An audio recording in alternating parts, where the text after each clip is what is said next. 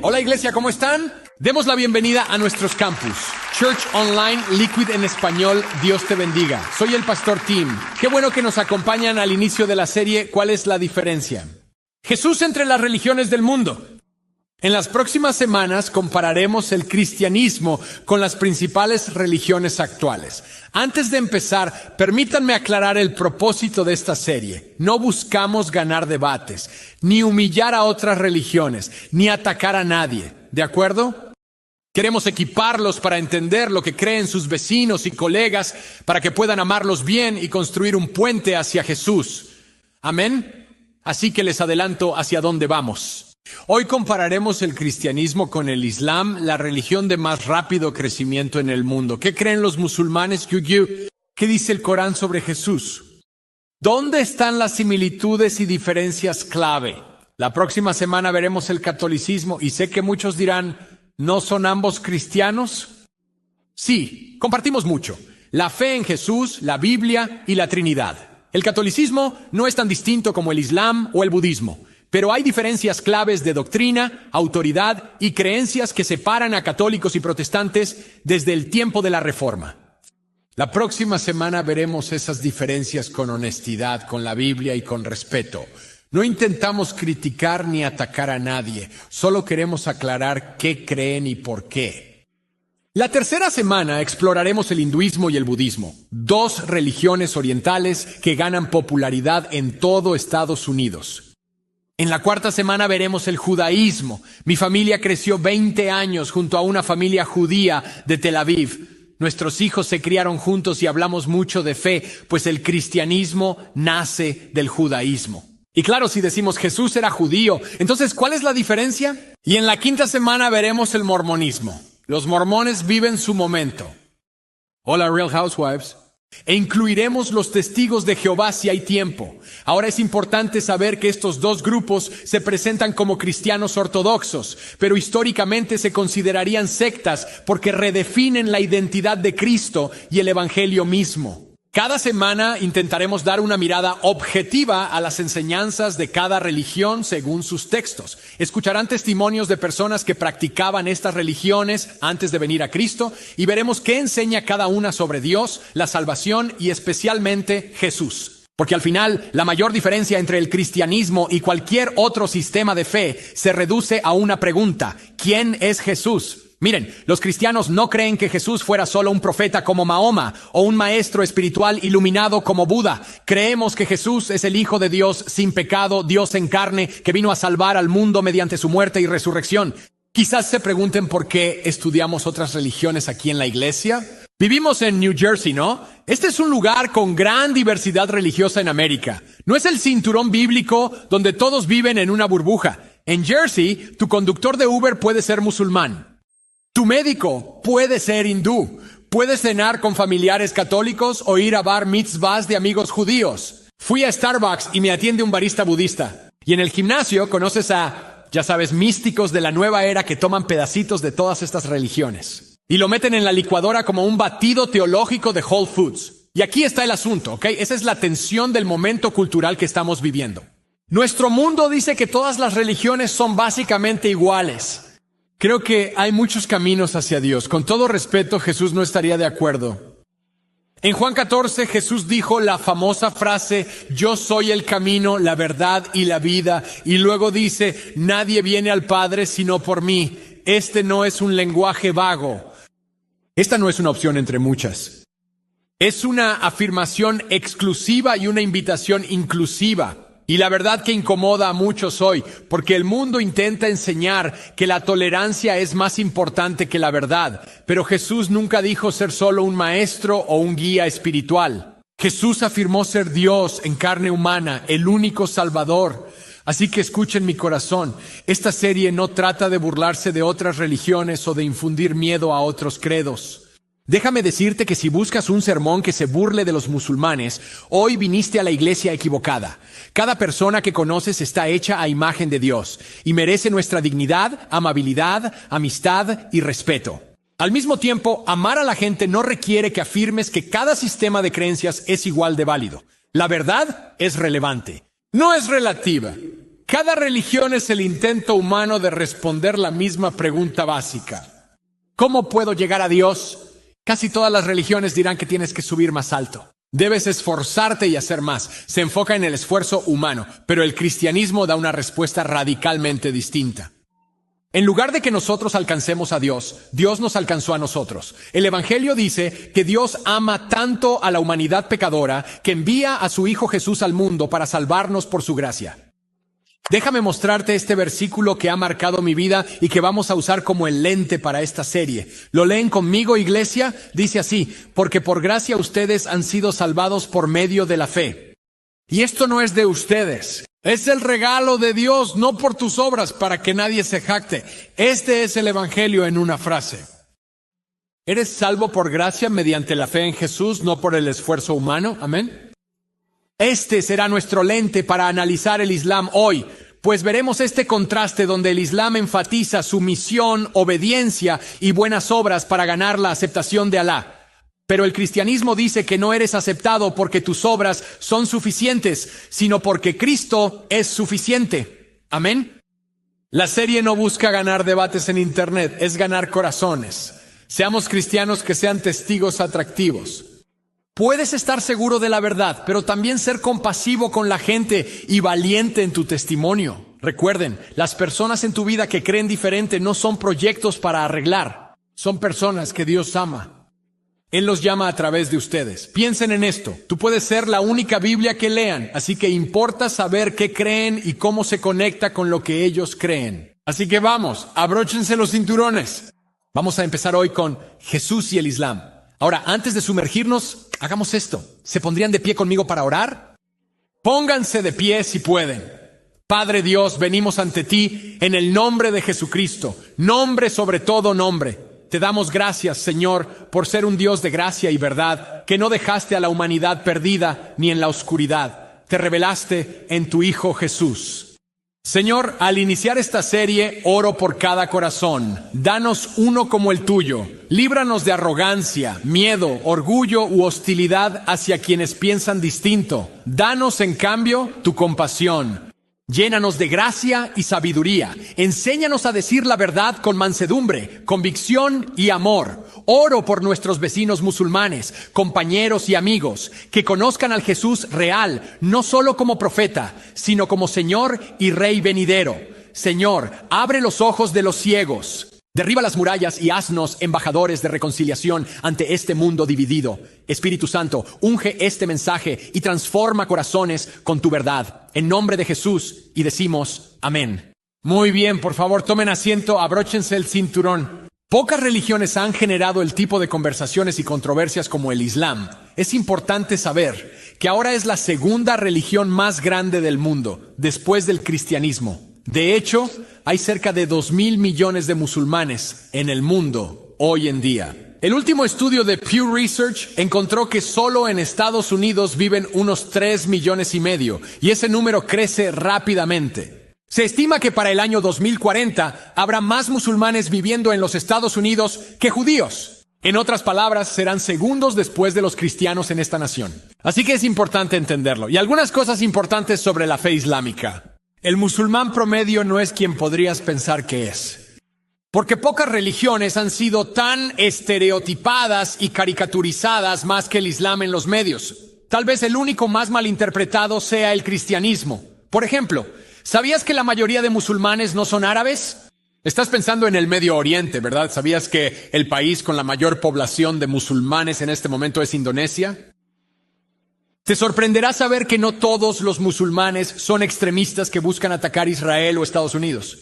Entendemos que el 11 de septiembre cambió para siempre la relación de este país con los musulmanes del mundo. Pero la verdad, si conocen su historia, es que durante la Guerra del Golfo, naciones como Egipto, Siria y Arabia Saudita se unieron a Occidente contra la invasión iraquí de Kuwait. De hecho, la gran mayoría de los musulmanes condenaron los ataques al World Trade Center y siguen rechazando el terrorismo de ISIS y los talibanes. Por eso lo más importante hoy es dejar atrás los estereotipos y el miedo para echar finalmente a la islamofobia por la puerta. Lo que es cierto sobre el musulmán promedio es que es alguien profunda y sinceramente comprometido con Alá, que es la palabra árabe para Dios. Y el objetivo principal del musulmán típico es estar sometido. Eso significa la palabra Islam. Significa sumisión u obediencia, entrega a Alá. Entiendan que la palabra musulmán significa alguien entregado. Los cristianos respetan esa devoción, pero hay un desacuerdo profundamente sobre quién es Jesús. Entonces, ¿cuál es la diferencia entre el Islam y el cristianismo? Bueno, empecemos con un poco de historia. La fe islámica comenzó con el profeta Mahoma en la ciudad de la Meca. Eso es en Arabia Saudita. Era el año 610 después de Cristo. Mahoma tiene unos 40 años en ese momento. Era un hombre de negocios, un comerciante exitoso. Se dice que recibió una revelación del ángel Gabriel mientras meditaba en una cueva. Fue la primera de varias revelaciones que se compilaron en el Corán. Y al principio, curiosamente, Mahoma estaba asustado. Estas revelaciones lo aterraron. Pensó que hablaba con un demonio o un ente maligno. Pero su esposa le aseguró que sus visiones venían de Dios y que debía enseñar lo que se le mostró. Y eso fue lo que hizo. Ahora, el corazón del mensaje de Mahoma era que había uno y solo un Dios, en lugar de muchos dioses. Eso se llama monoteísmo, ¿sí? Mono es uno, no al politeísmo o varios dioses, sino un solo Dios. Y los primeros musulmanes fueron perseguidos por esta creencia. De hecho, tuvieron que huir de la Meca hacia la ciudad de Medina. También está en Arabia Saudita. Son los dos sitios más sagrados del Islam. El calendario islámico inició cuando Mahoma huyó de la Meca en el 622. Él y sus seguidores se establecieron en Medina, donde obtuvo el control religioso y político. Ese es un aspecto muy singular del Islam que deben conocer. Desde el principio funcionó no solo como una religión, sino también como un movimiento político. Le dio forma al gobierno y a la ley islámica llamada Sharia. ¿Conocen la Sharia? La ley islámica liderada por Mahoma. Para el año 630, Mahoma y sus seguidores tenían gran poder e influencia y pudieron regresar a la Meca. Tomaron el control sin siquiera una lucha. Destruyó todos los ídolos en la Meca y en un año unificó a todas las tribus de la península arábiga bajo la religión del Islam. 2 años después, en junio del 632, Mahoma murió. En el momento en que murió, los musulmanes empezaron a dividirse. Se enfrentaron a una gran división sobre quién iba a liderarlos. Básicamente, la fe islámica se dividió en 2 grupos, los suníes y los chiitas. Los suníes son los musulmanes más tradicionales. Creen que el sucesor de Mahoma debe ser elegido, mientras que los chiíes o chiitas, también llamados así, creen que el sucesor debe ser su descendiente. Probablemente sepan que los suníes prevalecieron. De hecho, hoy son la rama más grande. Cerca del 85% de todos los musulmanes del mundo son suníes. De los 2.000 millones de musulmanes, 1.500 millones son suníes, pero los chiitas acaparan más titulares. Aunque son unos 250 millones, están muy enfocados en la autoridad. Creen que sus líderes deben tener poder espiritual y político. Así que, por ejemplo, tomemos a la nación de Irán. Irán está en la noticia actualmente. Es una nación de mayoría musulmana chiita. Tienen un presidente electo, pero bajo la autoridad del líder supremo. Normalmente es un ayatolá, un clérigo chiita con la máxima autoridad política y religiosa. Él tiene la última palabra. Ahora sepan esto. Muchos movimientos fundamentalistas o radicales dentro del Islam están formados por musulmanes chiíes comprometidos con la yihad o guerra santa en zonas del mundo que consideran oprimidas por ideologías o gobiernos no musulmanes. Esa palabra, yihad, que han oído antes, significa lucha. Y aquí está lo interesante. Es un poco como los cristianos, hablamos de guerra espiritual.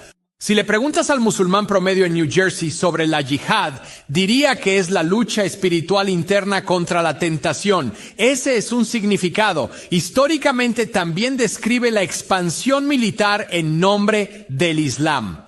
Hagamos una pausa aquí. Podría dar todo un mensaje sobre la yihad. Ese es tema para otra serie, ¿de acuerdo? Les digo esto porque incluso con este entendimiento no se debe generalizar tanto. Por ejemplo, los talibanes en Afganistán e ISIS, el Estado Islámico de Irak y Siria, no son chiíes, sino suníes radicales. Entiendan que los suníes se radicalizan igual que los chiíes. Ahora, hay una tercera rama mística del Islam llamada sufismo. Para ir de fiesta con musulmanes, estos son los mejores. Aman bailar y son místicos. Hay drusos en el norte de Israel y la nación del Islam en América. Pero entiendan, básicamente los suníes y chiitas dominan, y de esos dos, la inmensa mayoría son suníes. Tras morir Mahoma, el Islam se extendió rápido por el mundo, fundamentalmente gracias a la yihad o conquista militar. 12 años después de morir Mahoma, el resultado fue que ocuparon Egipto, Siria e Irak. En ese tiempo no se obligaba a la gente a hacerse musulmán y los pueblos conquistados recibían un trato mayormente decente. Pero el ser ciudadanos de segunda clase bajo la ley Sharia, en un país ahora liderado por musulmanes, acabó forzando a muchos a sentir que debían aceptar esa fe. Desde el inicio, el Islam no fue solo una espiritualidad privada, se convirtió en un movimiento político que moldeó la cultura, la ley y su visión de Dios. Bueno, les di un resumen rápido de la historia del Islam, pero ahora les enseñaré un poco sobre las 5 creencias. Extiendan su mano, digan 5, muevan sus dedos. Solo para que sepan, la fe islámica se construye en torno a 5 creencias y 5 prácticas llamadas pilares. Y la primera creencia, la más esencial del Islam, es la doctrina de que Dios es uno y no hay otro Dios sino Alá. Y nada ni nadie puede ser asociado con él.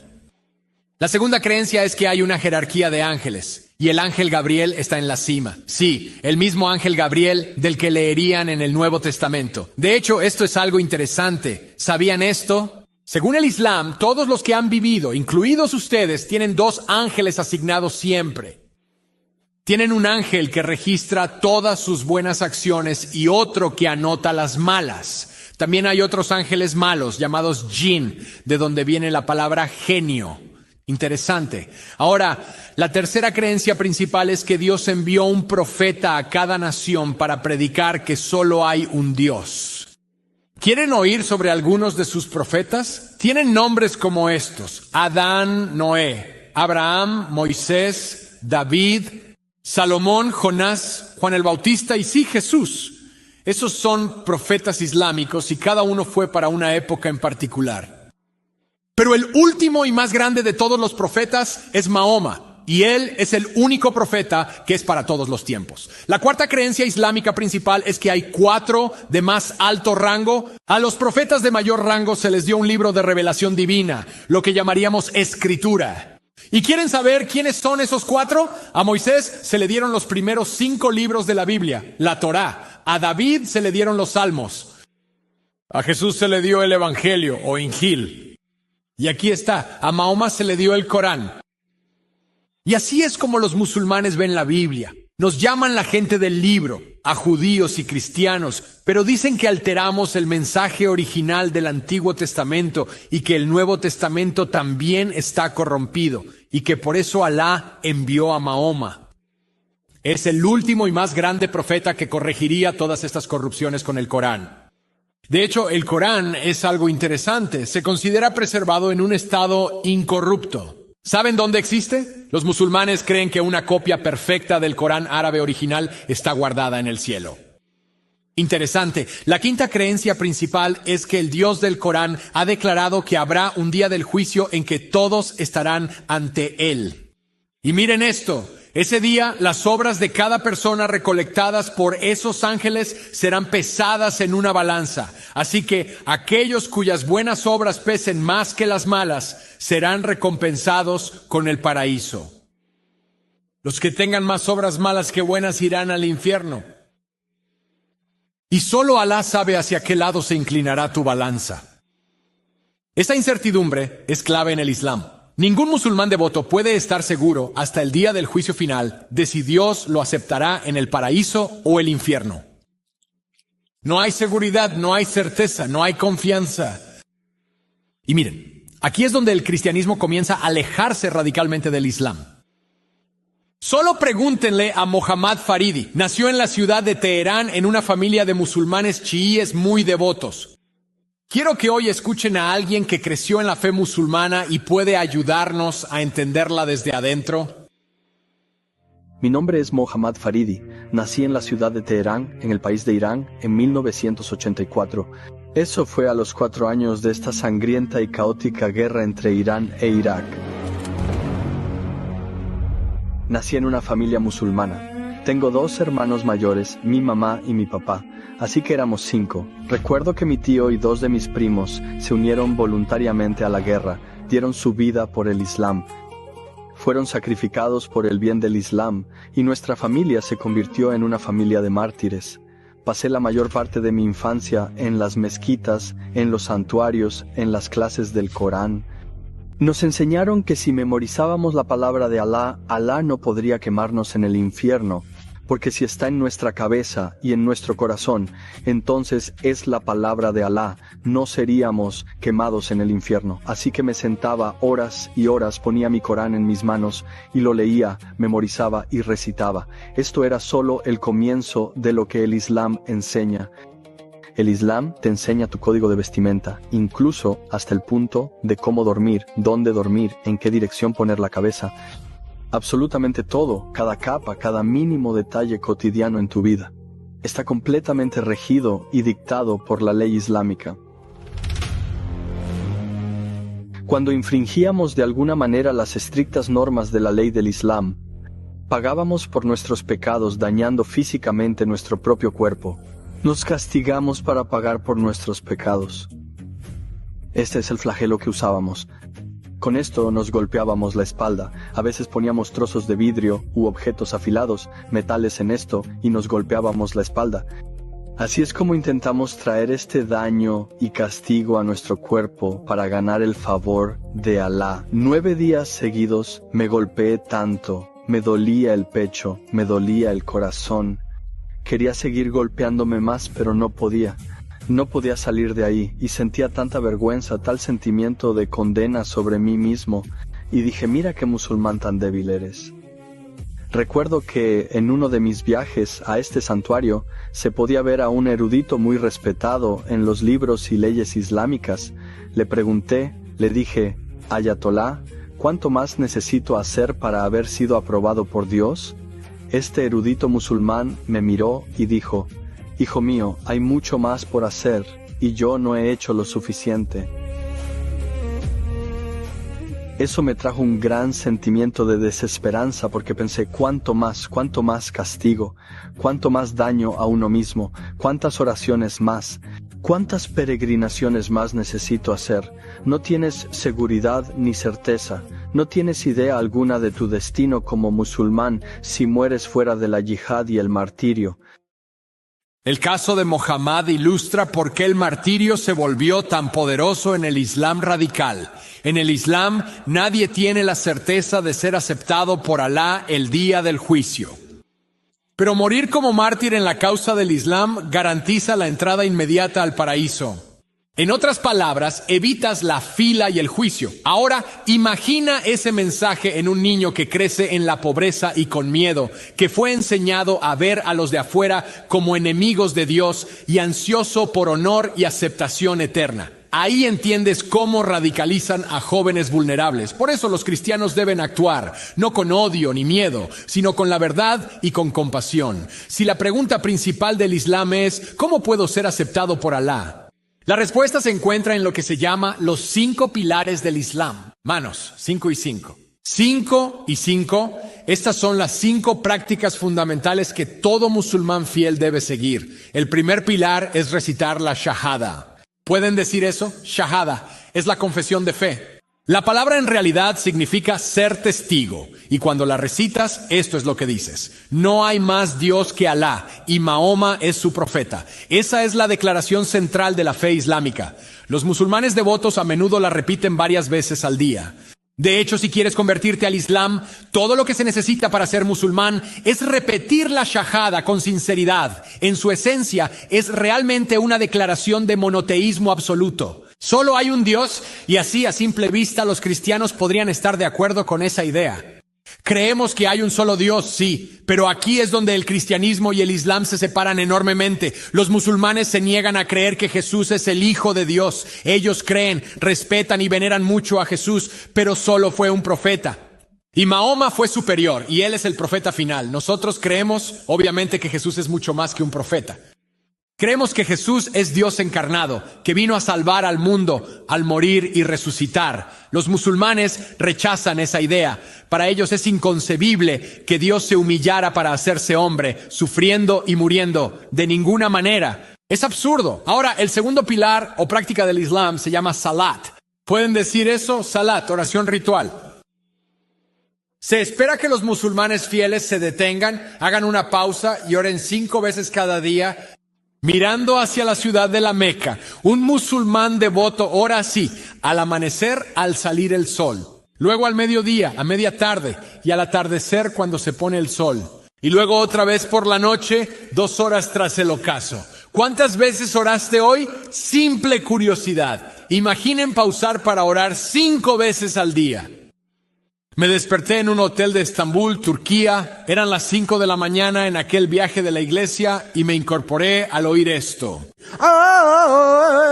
Es el llamado musulmán a la oración que canta la mezquita local por los altavoces de la ciudad. Ese es el despertador, ¿de acuerdo? Así que los musulmanes se toman la oración muy en serio. ¿Saben qué? Pausemos aquí. Ese tipo de devoción debería desafiarnos un poco como cristianos, ¿no les parece? Porque la mayoría de los cristianos estadounidenses dicen, bueno hermano, oro 2 veces al día, una en la ducha y otra durante el almuerzo.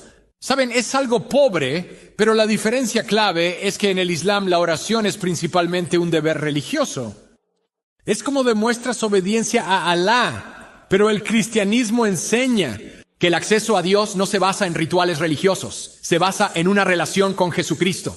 Gracias a la cruz, en realidad no hace falta que mires en una dirección específica. No tienes que repetir ciertas palabras rituales ni realizar ritos para llamar la atención de Dios. Por Jesús, la barrera entre nosotros y un Dios santo fue derribada. Ahora tienes acceso directo a Dios siempre y puedes llamarlo Padre. Jesús enseñó a orar diciendo, así es como quiero que oren, Padre nuestro que estás en los cielos. Usó la frase nuestro Abba. Es un término de afecto. Es como decir papito. Nuestro papito, los musulmanes nunca se atreverían a llamar a Dios Abba o Padre. Ese nivel de intimidad es demasiado familiar para Alá. Verán, el Islam se basa en una relación de esclavo y amo. Obedeces como un siervo para ganarte el favor de Alá. Pero en el cristianismo oramos porque hemos sido adoptados como hijos e hijas por Jesucristo. ¿Amén? Es una dinámica muy diferente. El zakat es el tercer pilar y consiste en dar a los pobres. Los musulmanes fieles deben dar el 2,5% de sus ingresos para ayudar a los necesitados. Un admirable énfasis en la generosidad. Ayudan a viudas y hambrientos, sirven al necesitado. Los cristianos afirman eso también, pero la diferencia es esta. En el Islam la generosidad es parte de la balanza. Es otra buena obra sumada para ganar la aprobación de Alá. Ahora, ¿por qué damos los cristianos? Diezmamos y ofrendamos, no para ganar el amor de Dios, sino porque nuestro Padre dio a su Hijo por nosotros. Amén. Eso lo cambia todo. Eso es gracia. El amor incondicional de Dios cambia tu motivación y tu corazón. Así, al dar como cristianos, no buscamos ganar puntos ante Dios. Por Cristo ya somos aceptados y bendecidos para ser de bendición a otros. Así, los cristianos ofrendan sin culpa ni miedo, sino por gratitud y amor. El cuarto pilar es Saum, quizás lo conozcan, es el ayuno del Ramadán. ¿Conocen el Ramadán? Levanten la mano. ¿Tuvieron libre ese mes o alguna festividad en la escuela? El Ramadán es el mes sagrado que celebra que Mahoma recibió el Corán.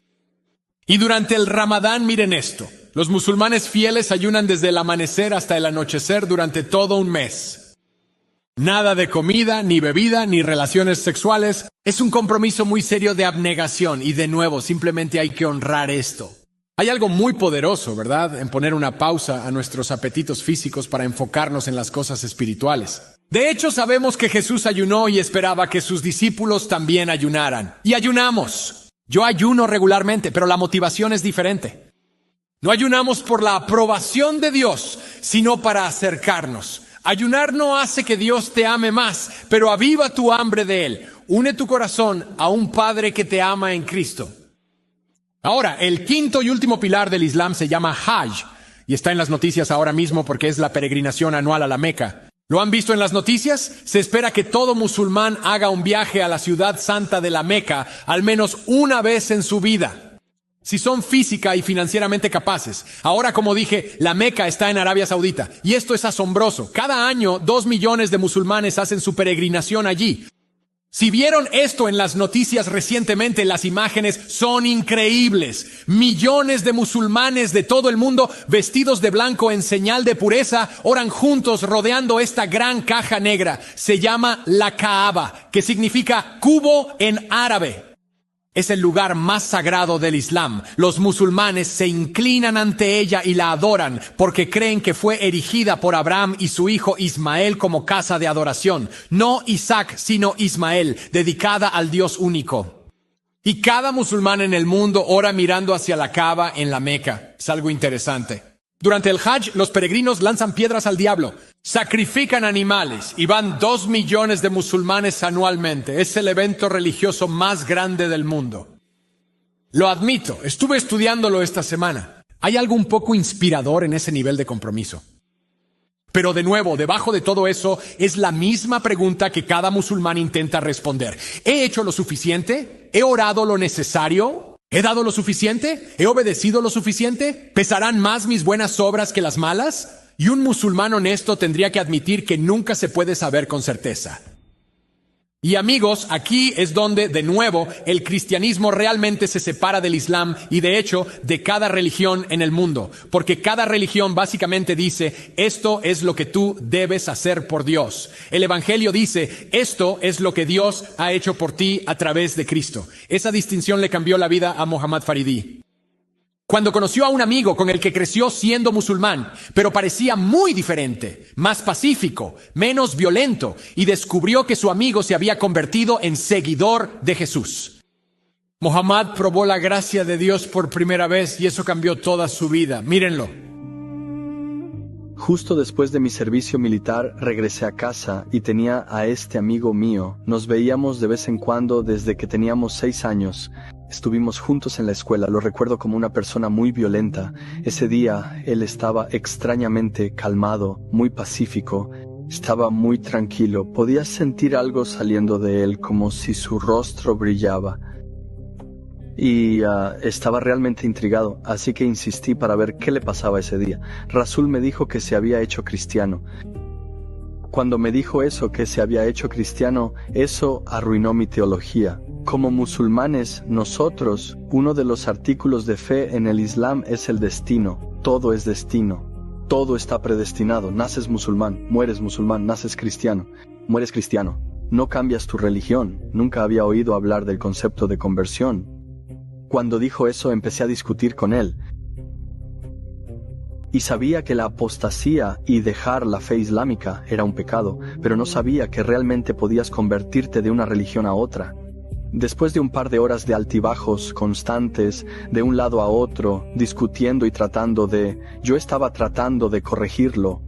Él solo me dijo, al final de toda esta conversación, Muhammad, me preguntas la razón de este cambio tan importante, y yo te digo, es Jesús, por eso he cambiado. Dijo, Jesús fue golpeado, fue herido, fue lacerado, Jesús fue crucificado, su sangre fue derramada por mi bien y entregó su vida. Que tengo vida eterna. Cuando me dijo eso, fue lo más asombroso, lo mejor que he escuchado en toda mi vida. Cuando me dijo eso, sentí algo que me llegó directo al corazón, y me sentí desnudo ante un Dios santo, sin tener nada que ofrecerle. Me pareció en ese momento que cada mentira, cada engaño bajo el que vivía, el velo del engaño se rasgó finalmente, justo ante mis ojos. Me lastimaba a mí mismo, me cortaba. Ya había derramado mi sangre muchas veces y deseaba profundamente entregar mi propia vida. Quería sacrificarme, ofrecer mi existencia entera para complacer a Alá. Él me dijo ese día, Muhammad, todo esto finalmente ya se ha terminado por completo. Se ha cumplido en la persona de Jesucristo. Me di cuenta de que la deuda que intentaba pagar ya estaba saldada por la obra de la cruz y lo que Jesús hizo por mí. y la palabra de Dios atravesó mi corazón y escuché el Evangelio por primera vez. Caí de rodillas, literalmente caí de rodillas, y le supliqué a mi amigo Rasul qué debo hacer para entrar en la vida eterna, y él me guió en esta sencilla oración, arrepintiéndome de mis pecados, y pidiéndole a Jesús que fuera el Salvador y el Señor de mi vida. Y en cuanto repetí esa oración y lo creí en mi corazón y lo confesé con mi boca, pude ver el color de la vida por primera vez y simplemente supe que algo había pasado, algo había cambiado. Este peso bajo el que vivía, que se sentía como si tuviera 500 libras en cada hombro, me estaba agobiando. En ese momento en que confesé a Jesús y me arrepentí de mis pecados, ese peso me fue arrancado, simplemente me fue quitado de encima, y supe desde el fondo de mi corazón que había sido liberado. ¿No es genial? ¿Escucharon la libertad en esa historia? Es el poder transformador de la gracia. Amigos, es Efesios 2 a todo color. Lean esto conmigo. Dice, porque por gracia han sido salvados, mediante la fe. Y esto no procede de ustedes. Es un don gratuito de Dios y no es por nuestras propias obras, para que nadie pueda jactarse. No son salvos por obras, por esforzarse, no por levantar 500 libras de presión religiosa sobre sus hombros. Son salvos solo por gracia, solo por fe, solo en Cristo. Amén. Esa es la gran diferencia. El Islam dice, esto es lo que debes hacer por Dios. El cristianismo dice, esto es lo que Dios hizo por ti en Jesús. Uno dice que hay que hacer, pero el otro dice está hecho. Iglesia, esa es la mayor diferencia entre el cristianismo y el Islam. Porque mientras estas dos religiones tienen mucho en común en la superficie, en el fondo tienen una visión diferente de Dios, Jesús y la salvación. Y concluimos viendo rápido 3 diferencias clave para que traten a sus vecinos musulmanes con gracia y verdad. Primero, sobre la naturaleza de Dios. A simple vista, cristianos y musulmanes estarían de acuerdo en que hay un solo y único Dios. Amén, aquí está la diferencia. Como cristianos, creemos que el único Dios verdadero existe eternamente en 3 personas iguales. Dios Padre, Dios Hijo y Dios Espíritu Santo. Es lo que llamaríamos la Santísima Trinidad. Los musulmanes dicen, eso es politeísmo. Adoran a 3 dioses, no a uno solo. No creemos en 3 dioses, sino en un solo Dios. La Trinidad significa que hay una esencia divina compartida por 3 personas distintas. Así que no es como que 1 más 1 es igual a 3, sino es más como 1 por 1 por 1 es igual a 1. Cuando Jesús dijo en Juan 10, dijo, yo y el Padre somos ¿qué? Uno. Los cristianos le creen. Jesús dijo, cualquiera que me haya visto a mí, ha visto al Padre. Los musulmanes llamarían a eso shirk. Es el mayor pecado en el Islam, asociar a alguien con Alá, en especial a un humano. Como cristianos, vemos que Jesús está revelando quién es el Padre. Entiendan, en la Biblia, quienes oyeron a Jesús primero, entendieron que Él afirmaba ser Dios. Por ejemplo, en Juan 5, Jesús sana a un inválido de 38 años, pero lo sana en sábado. Y los líderes religiosos se enojan porque no se debía sanar ni trabajar en sábado. Cuando confrontan a Jesús, escuchen lo que Él dice y vean cómo responden ellos. Miren esto, Jesús les dijo, mi Padre hasta ahora trabaja. ¿Y yo también trabajo? Por esto los judíos aún más intentaban matar a Jesús. No solo quebrantaba el sábado, sino que, lean conmigo, sino que también decía que Dios era su propio Padre, haciéndose igual a Dios. Para los musulmanes, eso es blasfemia, tal como lo fue para los fariseos. Pero para los cristianos es el centro de nuestra adoración, lo que lleva a la segunda gran diferencia, la naturaleza de Jesús. De nuevo, es importante que entiendan esto. En el Islam, a Jesús se le conoce como el profeta Isa. Tienen una visión muy elevada de Jesús. Él fue un mensajero santo. Creen que Él hacía milagros. Así que tienen a Jesús en gran estima, pero no creen que sea divino. En otras palabras, el Islam niega la deidad, muerte y resurrección de Jesucristo, mientras que los cristianos diríamos, no, Jesús es el Hijo de Dios sin pecado, quien se encarnó y murió por nuestros pecados en la cruz. Los musulmanes lo niegan, no creen que Jesús murió y que resucitó. ¿Por qué? Porque en el Islam Jesús fue solo un mensajero, no salvador, ni señor, ni hijo de Dios. De nuevo, no se queden solo con mi palabra. Escuchen lo que dice el Corán sobre Jesús. Esto es una cita de su propio libro sagrado. El Corán 5 dice: Cristo, hijo de María, no fue más que un mensajero. Muchos fueron los mensajeros que fallecieron antes que él. Su madre, María, era una mujer de verdad, pero ambos tenían que comer su alimento diario. Vean cómo Alá les aclara sus señales, pero vean cómo se desvían de la verdad. ¿Captaron la lógica? El Corán dice: ¿cómo podría Jesús ser Dios si siente hambre? Quienes creen eso están engañados, así que están engañados. Aquí el Islam y el cristianismo difieren. Los musulmanes creen que Dios se reveló mediante un libro, el Corán. Mientras que los cristianos dicen que Dios se reveló a través de una persona, Jesucristo. Como dice Juan 1, el verbo se hizo ¿qué? Carne. Él habitó entre nosotros. Esto es lo que los cristianos llaman la encarnación. Por eso celebramos la Navidad. Dios, el eterno, magnífico y omnisciente Dios, toma forma humana. Para un musulmán es absurdo e impensable. Porque en su mente Alá es tan poderoso y majestuoso. ¿Por qué Dios se humillaría para hacerse hombre, necesitar comida y bebida, sufrir, sangrar, morir? Pero el cristianismo dice que en realidad la humildad de Jesús no contradice la gloria de Dios. Es la revelación más clara de su amor. El Dios de la Biblia, amigos, no se mantuvo distante. Se acercó a nosotros, entró a nuestro mundo, tomó nuestra carne. Él entró en nuestro sufrimiento. Y luego murió voluntariamente en una cruz para salvarnos. Y eso es lo que lleva a la mayor diferencia de todas, la naturaleza de la salvación.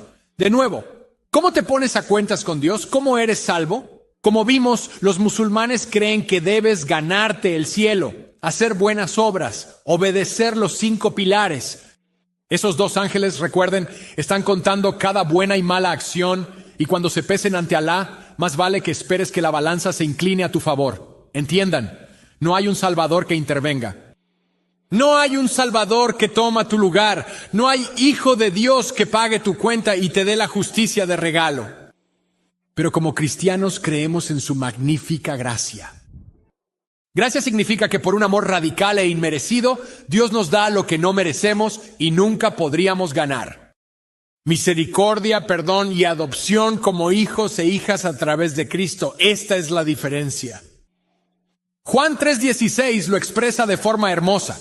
Pueden leerlo conmigo, iglesia. Porque de tal manera amó Dios al mundo, que dio a su único Hijo, para que todo aquel que en Él cree no se pierda, mas tenga vida eterna. Es un regalo gratuito. No se basa en lo que tú haces. Se basa en lo que Cristo hizo por ti en la cruz. Esa idea a la que decimos amén es ofensiva para los musulmanes. Sería un gran insulto pensar que uno de los profetas de Dios moriría vergonzosamente en una cruz. Y por eso el Islam enseña que Jesús no murió en la cruz. ¿Sabían eso? Los musulmanes tienen otra historia donde Jesús fue llevado al cielo de alguna manera y otro tomó su lugar en la cruz porque simplemente no pueden creer que un profeta moriría así. Pero los cristianos, de nuevo, creemos que la muerte de Jesús fue parte del plan perfecto de Dios desde el principio. Que Dios el Padre, quien nos creó a ti y a mí por amor, no soportaba estar separado de nosotros. Nos amó tanto que dio a su Hijo por nosotros para hacernos hijos e hijas de Dios.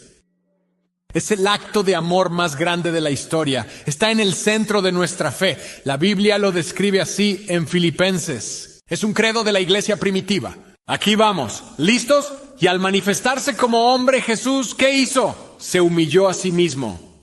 Se hizo obediente hasta la muerte. Sí, incluso muerte de cruz. Por lo cual Dios lo exaltó hasta lo sumo y le dio a Jesús el nombre que es sobre todo nombre. Amén, para que en el nombre de Jesús se doble toda rodilla en los cielos, en la tierra y debajo de la tierra. Y toda lengua confiese que Jesucristo es el Señor, para gloria de Dios Padre. Hagan ruido si están agradecidos por Jesús, agradecidos por su asombrosa gracia. ¿Lo entienden?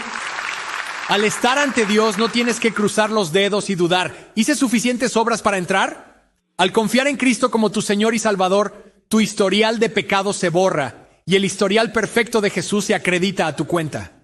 Piensen en el contraste. El Islam dice que la salvación es posible si tus obras son suficientes. El cristianismo dice que la salvación es segura porque Jesús es suficiente. El Islam dice, ¿he hecho lo suficiente? Jesús responde desde la cruz, consumado es. Todo está hecho. Eres salvo sobre la base de lo que solo Jesús hizo por ti. Amén. Alaben a Dios. La gracia es liberadora. Dejen que llegue a su corazón. ¿Saben lo que es eso para alguien como Muhammad Faridi? Miren, esto no es solo teología en una pizarra. Esto es personal. Esta es la vida de alguien. Y esta es la diferencia que hace la gracia. Cuando alguien deja de intentar ganar el amor de Dios y finalmente lo acepta como un regalo gratuito a través de Jesucristo. Miren esto. Una noche estaba siguiendo lo que Jesús dijo en el libro de Mateo en el Sermón del Monte, que cuando oras, entras en tu habitación, te encierras en el cuarto y luego haces tus oraciones entre tú y Dios. Las luces estaban apagadas y yo solo estaba teniendo una comunión con Dios. Y entonces mi papá entró de repente en mi habitación y me dijo, Mohammad, ¿qué estás haciendo? Y le dije, estoy orando. Y luego me preguntó, ¿a quién le estás orando? Y entonces le dije, papá, le estoy orando a Jesús.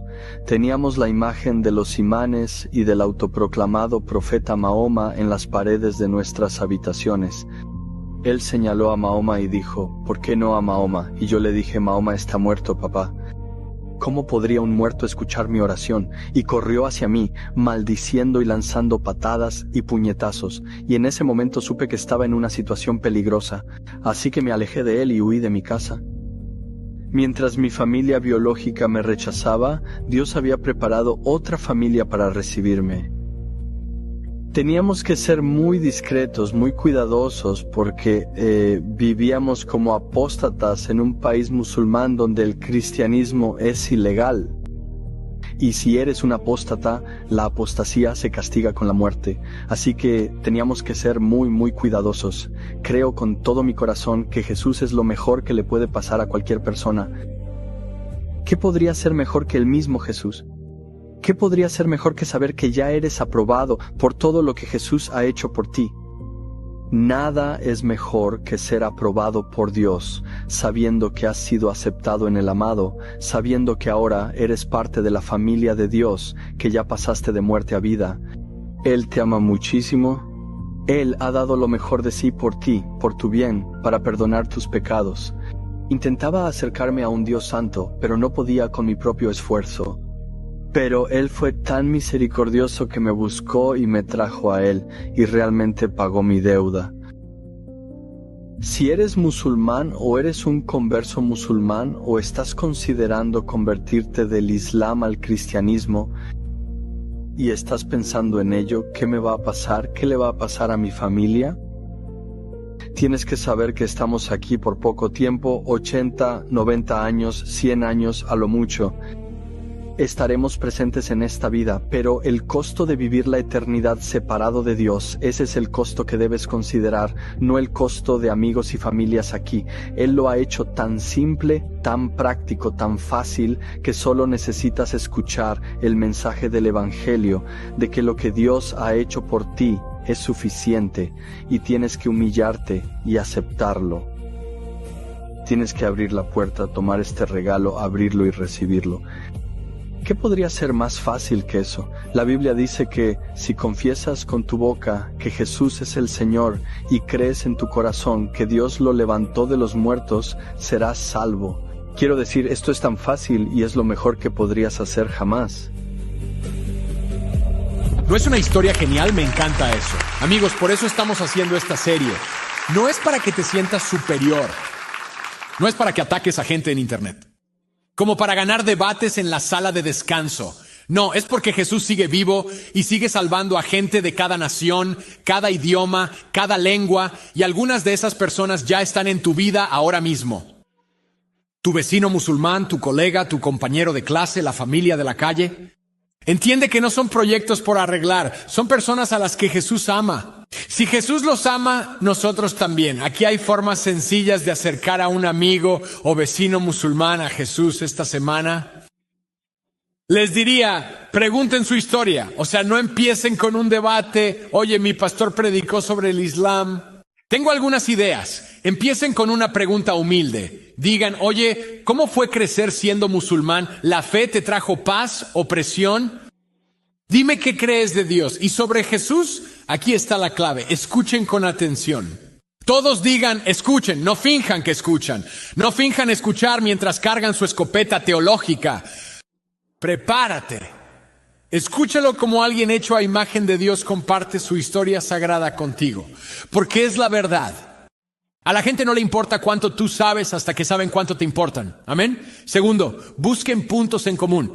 Al hablar con un amigo musulmán, puedes concordar en muchas cosas, ¿verdad? Su oración, ayuno y generosidad. Afirman que respetan a Jesús como un profeta. Sabemos que es mucho más que eso, pero puedes partir de puntos que tienen en común.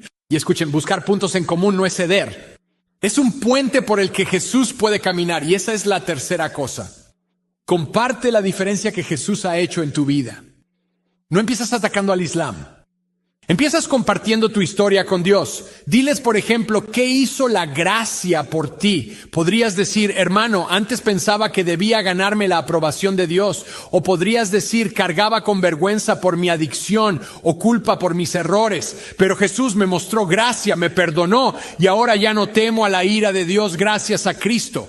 Lo conozco como mi Padre amoroso. Querido, tu testimonio puede ser la primera muestra de gracia que un musulmán vea de cerca. Así que no solo expliques la gracia, vívela, sé un testigo atractivo de Cristo y ora por ellos. Eso es lo más importante.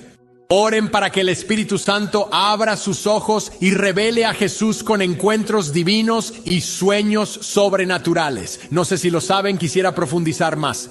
Ahora mismo, uno de los mayores avivamientos del mundo ocurre en el Medio Oriente. ¿Lo sabían? En países cerrados como Irán, los misioneros relatan historia tras historia de Jesús apareciéndose a musulmanes en sueños. No sale en las noticias habituales. Es sobre todo en la iglesia clandestina. Y tiene sentido. Básicamente, inicialmente los musulmanes reconocen al profeta Isa. Pero luego él se revela como Jesús, su exaltado Señor y Salvador. ¿Sienten el amor del Padre por primera vez? Y despiertan y tienen hambre pidiendo una Biblia. Y muchos dan el paso valiente de seguir a Cristo como Señor. Así que quiero que se animen. El Espíritu Santo ya está obrando antes de que abran la boca. Así que nunca asuman que su vecino musulmán está cerrado. Nunca asuman que su colega es inalcanzable. Nunca asuman, mi amigo está perdido. No, Jesucristo está vivo. Amén. Él sigue buscando. Él sigue salvando a los perdidos. Él continúa revelándose a personas que tienen hambre de la verdad. Y tal vez, solo tal vez, Él te ha elegido a ti para ser el puente por el que Él cruza. Esto no es para ganar un debate en línea, es para ganar un corazón por toda la eternidad. Amén. Iglesia, ¿podrían extender sus manos y orar conmigo? Padre, en el nombre de Jesús, te damos gracias por el don de la gracia sublime. Señor, te agradecemos que la salvación, no es algo que logramos o ganamos ni merecemos. Es algo que solo podemos recibir por la fe en Cristo. Incluso ahora, con las cabezas inclinadas, sus ojos cerrados. Tal vez hoy te das cuenta que has estado cargando un peso de 500 libras. Tal vez te das cuenta de que has intentado ser lo bastante bueno, o de limpiarte, o probar que mereces el amor de Dios. Hoy, Jesús está diciendo, deja la carga. La buena noticia no es esforzarse más o actuar más religioso. La buena noticia es esta. Jesucristo, el perfecto e inmaculado Hijo de Dios, te ama tanto que cargó tu pecado en esa cruz. Él murió en tu lugar y luego resucitó para que pudieras ser perdonado, ser lleno de su Espíritu, ser adoptado y ser hecho nuevo. Así que hoy, deja de confiar en tu propia bondad, deja de confiar en la religión. Pon tu fe solo en Cristo. Si quieres recibir a Cristo, ser lleno de su Espíritu y parte de su familia, hagamos esta oración. Repite conmigo en voz alta. Oremos todos. Tan solo di, Jesús, hoy yo creo que tú eres el Hijo de Dios. Creo que moriste en la cruz por mi pecado.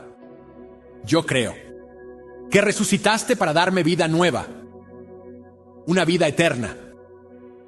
Hoy me aparto de mi pecado y renuncio a intentar salvarme a mí mismo.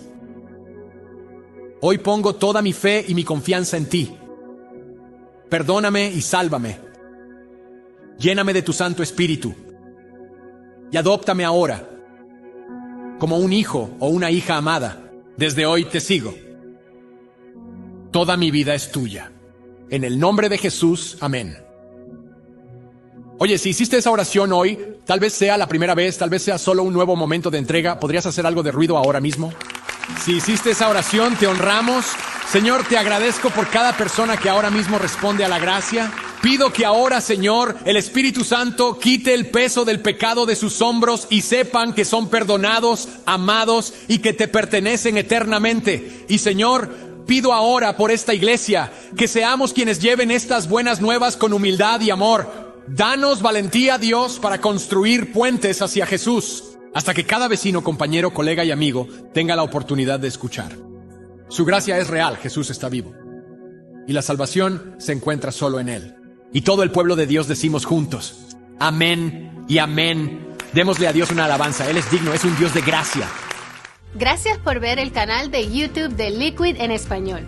Ahora, no queremos que te detengas aquí, sino que quiero invitarte a que seas parte de nuestra comunidad en línea. Suscríbete a este canal para que no te pierdas ni un solo video o transmisión en vivo. También te invitamos a visitarnos en persona. Ofrecemos servicios de Liquid en español en Nueva Jersey. Solo tienes que visitar a liquidchurch.com/visit para obtener más información. Gracias por vernos y que Dios te bendiga.